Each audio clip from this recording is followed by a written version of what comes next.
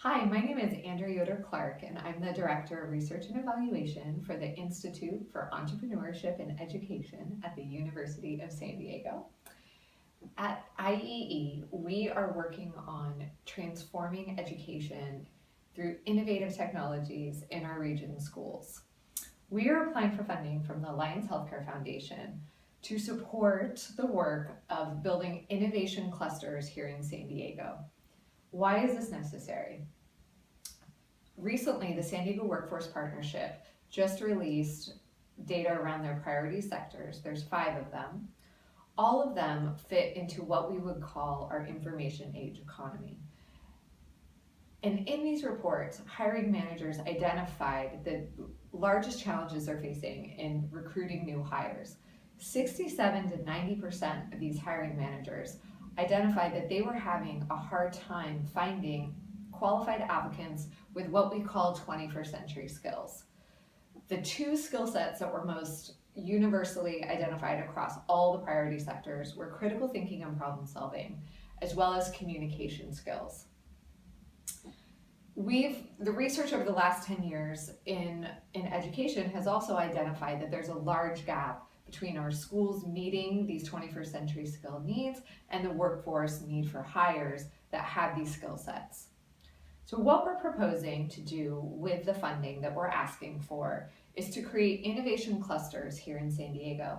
The innovation cluster would bring together leaders in K through 12 that are doing interesting, innovative, cutting edge things to help students really learn to grasp these skill sets in new ways.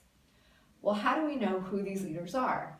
Interestingly, there is nothing out there right now that is measuring these skill sets. Our traditional standardized tests just measure whether or not students are capable of taking these tests or have the content knowledge that are being measured by these tests. What we're finding though is that in our information age economies, being able to regurgitate knowledge or be an expert in a subject area is way less important than the 21st century skills that we've identified. Today you can look up knowledge. We have Google, we have the internet. Knowledge is no longer a commodity. However, having the ability to work in teams, to solve problems, and to think critically is the new commodity for people that are being hired in the workforce today. So through our work with the innovation clusters, we're also developing a tool to help measure these skill sets in schools. Because this hasn't been done before, it's hard right now to identify where innovation is happening. We're going to use what we're calling the Innovation Index as a way to identify bright spots in schools, and then bring together these leaders that are doing great things quarterly to help spread the dissemination of knowledge throughout schools.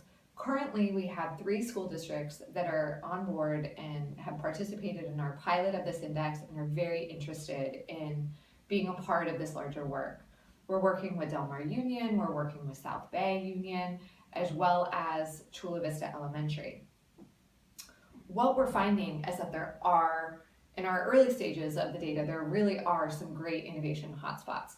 We are going to be holding 4 convenings a year where 2 of them will be focused on disseminating the data around what's happening and what's working, and the other 2 will be focused on helping establish best practices in the educational community. The funding that we're asking for from Alliance Healthcare Foundation will help put on these convenings, will help bring together leaders in the community and start to figure out how do we build partnerships, how do we spread knowledge, and how do we really increase the 21st century skill sets in our students so they're prepared for today's jobs. The great thing about the innovation cluster work is that we are getting wide support and wide interest. There's definitely the interest by school districts to start to measure these skills, as well as to continue this measurement over time so we can grow this skill set within our students. Thank you for listening, and we look forward to applying for the Mission Support Grant. Thank you.